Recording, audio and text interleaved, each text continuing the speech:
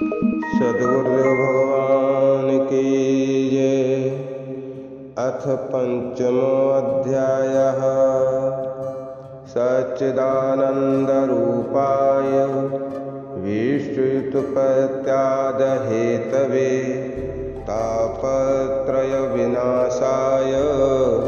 श्रीकृष्णाय वयं नमः। पंचमो अध्याय कर्म संन्यास योग। अर्जुन उवाच संन्यासं कर्मणां कृष्ण पुनर्योगं च संससे यच्छ्रेययतयोरेकं तन्मे ब्रूहि सुनिश्चितम्।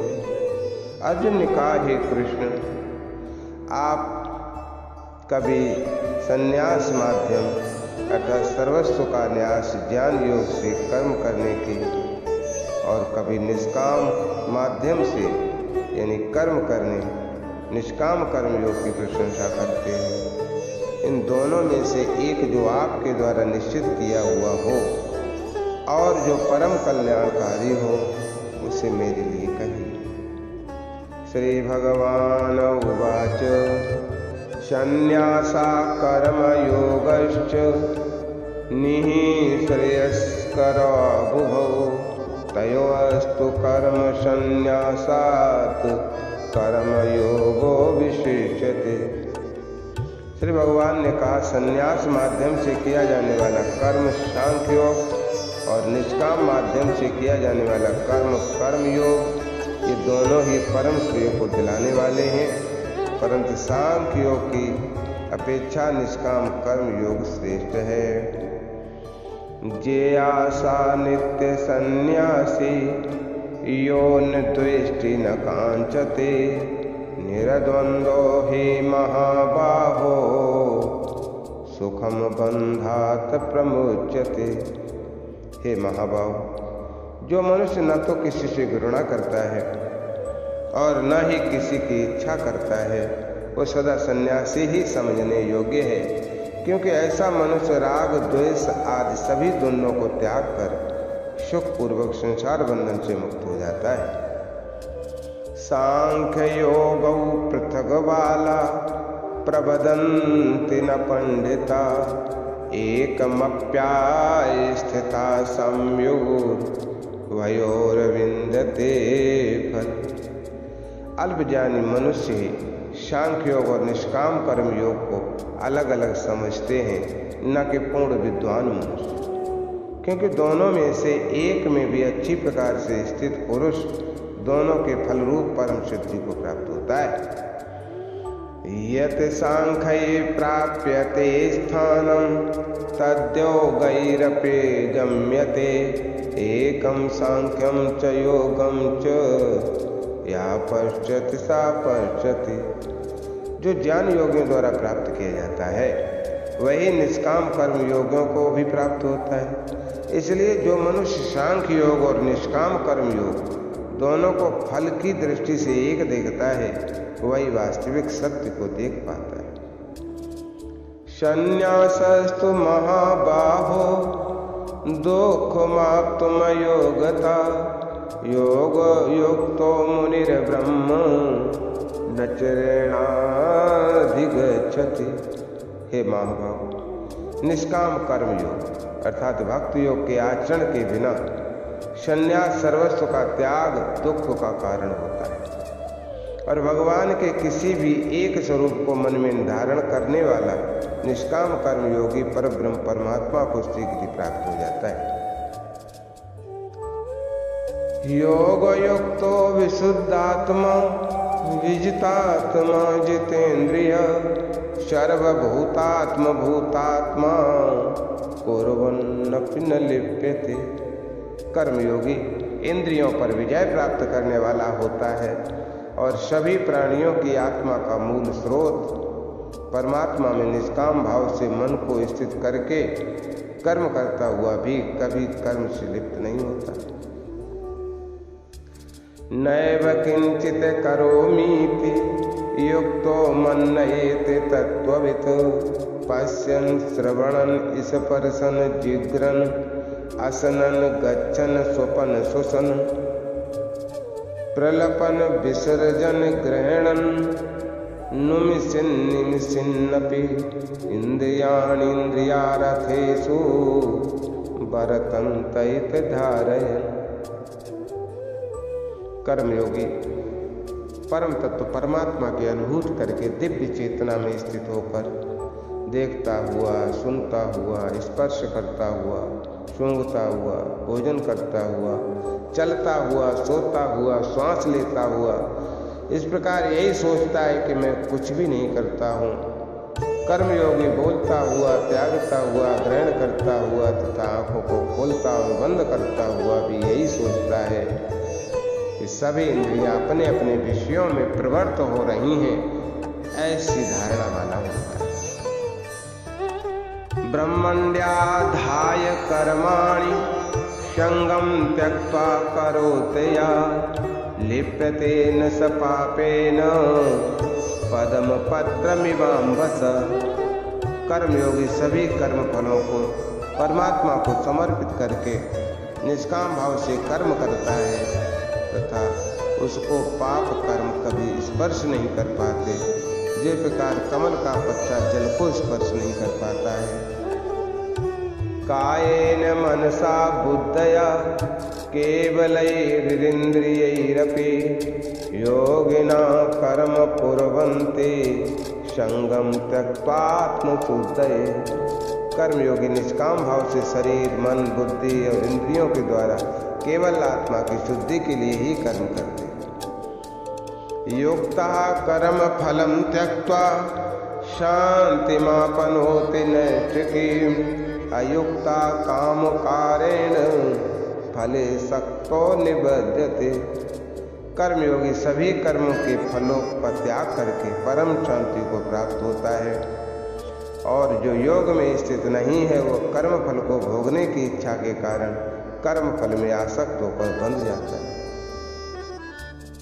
सांख्य योग में स्थित जीवात्मा के लक्षण: सर्व कर्माणि मनसः संन्यास्यास्ते सुखं वशे नवद्वारे पुरे दैहि नैव कुर्वन् कार्य।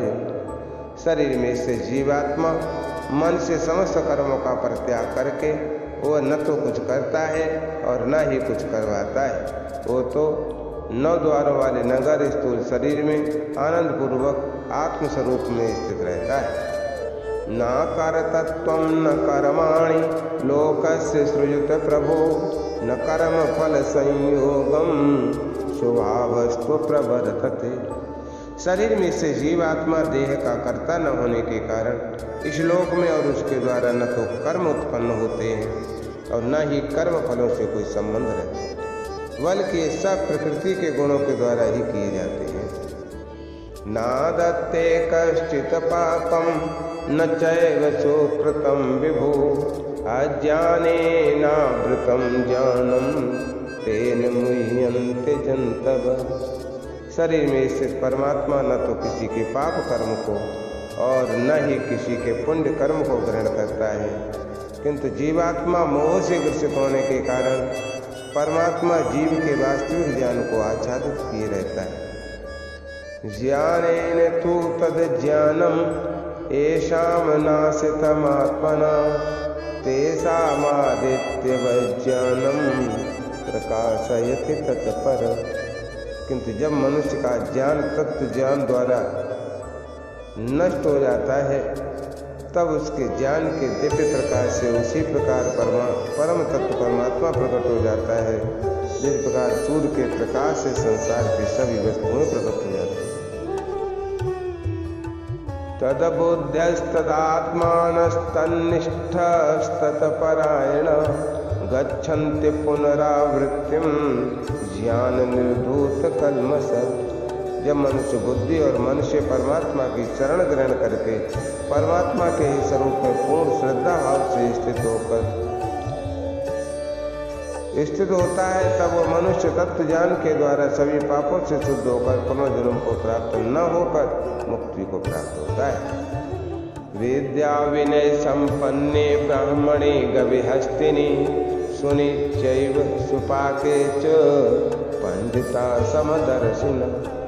तत्वज्ञानी मनुष्य विद्वान ब्राह्मण और विनम्र साधु को तथा गाय हाथी कुत्ता और नर बच्ची को एक समान दृष्टि से देखने वाला होता है। इहैव तैर्जिता सर्गो येषां साम्ये स्थितिं मना निर्दोषम हि समं ब्रह्म तस्माद् ब्रह्मणिते स्थितः। तत्वज्ञानी मनुष्य का मन समभाव में स्थित रहता है, उसके द्वारा जन्म मृत्यु के बंधन रूपी संसार जीत लिया जाता है, क्योंकि वह ब्रह्म के समान निर्दोष होता है और सदा परमात्मा में स्थित रहता है। ना प्रहर्षेत प्रियं प्राप्य न द्विजेत प्राप्य चा प्रियम स्थिर बुद्धिर सम्मूढ़ो ब्रह्मविद् ब्रह्मणते स्थितः। ब्रह्मविद् ब्रह्मणि स्थितः। तत्वज्ञानी मनुष्य न तो कभी किसी भी प्रिय वस्तु को पाकर हर्षित होता है और न ही अप्रिय वस्तु को पाकर विचलित होता है। ऐसी स्थिर बुद्धि मोह रहित ब्रह्म को जानने वाला सदा परमात्मा में ही स्थित रहता है। बाह्य स्पर्शे शुभ सक्तात्मा विन्दित्यात्मन हित सुखम स ब्रह्म योग युक्तात्मा सुखमक्षयमश्नुते। तत्वज्ञानी मनुष्य बाहरी इंद्रियों के सुख को नहीं भोगता, बल्कि सदैव अपनी ही आत्मा में रमण करके सुख का अनुभव करता है। ऐसा मनुष्य निरंतर परम ब्रह्म परमात्मा में स्थित होकर असीम आनंद को भोगता है। एहि संसस बरजा भोगा दुःखयो नयेवते अध्यांतवंता कौन्तेय नते सुरमते बुधा। हे कुंती पुत्र अर्जुन, इंद्रियों और इंद्रिय विषयों के स्पर्श से उत्पन्न कभी तृप्त न होने वाले ये भोग प्रारंभ में सुख देने वाले होते हैं और अंत में निश्चित रूप से दुख योनि के कारण होते हैं। इसी कारण तत्वज्ञानी कभी भी इंद्रिय सुख नहीं भोगता। शक्नोति हैव यासोढ़ प्राक शरीर विमोक्षणात् काम क्रोधोद्भवं वेगम सयुक्ता स सुखी नर। जो मनुष्य शरीर का अंत होने से पहले ही काम और क्रोध से उत्पन्न होने वाले वेग को सहन करने में समर्थ हो जाता है, वही मनुष्य योगी है और वही संसार में सुखी रह सकता है। योऽन्तः सुखोऽन्तरा रामस्तथान्तर्ज्योतिरेव स योगी ब्रह्म निर्वाणं ब्रह्मभूतोऽधिगच्छति। जो मनुष्य अपनी आत्मा में ही सुख चाहने वाला होता है और अपने मन को अपनी ही आत्मा में स्थिर रखने वाला होता है, जो आत्मा में ही ज्ञान प्राप्त करने वाला होता है, वही मनुष्य योगी है और वही ब्रह्म के साथ एक होकर परब्रह्म परमात्मा को प्राप्त होता है। लभन्ते ब्रह्म निर्वाण मृषया क्षीण कल्मषा छिन्न द्विधायतात्माना सर्वभूत हिते रत। जिसके सभी पाप और सभी प्रकार की दुविधाएं ब्रह्म का स्पर्श करके मिट गई हैं, जो समस्त प्राणियों के कल्याण में लगे रहते हैं, वही ब्रह्म ज्ञानी महापुरुष मन को आत्मा में स्थिर करके परम शांति स्वरूप परमात्मा को प्राप्त करके मुक्त हो जाते। काम क्रोध वियुक्तानां यतीनां यत चेतसां अभितो ब्रह्म निर्वाणं वर्तते विदितात्मना। सभी सांसारिक इच्छाओं और क्रोध से पूर्ण रूप से मुक्त और स्वरूप सिद्ध आत्मज्ञानी आत्म संयमी योगी को सभी ओर से परम शांति स्वरूप पर ब्रह्म परमात्मा ही प्राप्त होता है। भक्त युक्त ध्यान योग का निरूपण। इस परसान कृत्वा बहिर्वाहाश्च चक्षुश्चैवान्तरे भ्रवो प्राणापानौ समौ कृत्वा नासाभ्यन्तरचारिण यतेन्द्रिय मनोबुद्धिर मुनिर्मोक्ष परायणा विगतेच्छा भय क्रोधो या सदा मुक्त एव स। सभी इंद्रिय विषयों का चिंतन बाहर ही त्याग कर आंखों की दृष्टि को भवों के मध्य में केंद्रित करके प्राण वायु और अपान वायु की गति नासिका के अंदर और बाहर सम करके मन सहित इंद्रियों और बुद्धि को वश में करके मोक्ष के लिए तत्पर इच्छा भय और क्रोध से रहित हुआ योगी सदैव मुक्त ही रहता है। भोक्तारम यज्ञ तपसाम सर्वलोक महेश्वरम सुहृदम सर्वभूतानां शांत ज्ञात्वा माम शांति मृच्छति। ऐसा मुक्त पुरुष मुझे सभी यज्ञों और तपस्याओं को भोगने वाला, सभी लोकों और देवताओं का महान ईश्वर तथा संपूर्ण जीवों पर उपकार करने वाला परम दयालु एवं हितैषी जानकर परम शांति को प्राप्त होता है। ओम तत्सत् श्रीमद्भगवद्गीता उपनिषद सुब्रह्मण्यायाम योग शास्त्रे श्रीकृष्ण संवादे कर्म सांख्य योगो नाम पंचमो अध्यायः।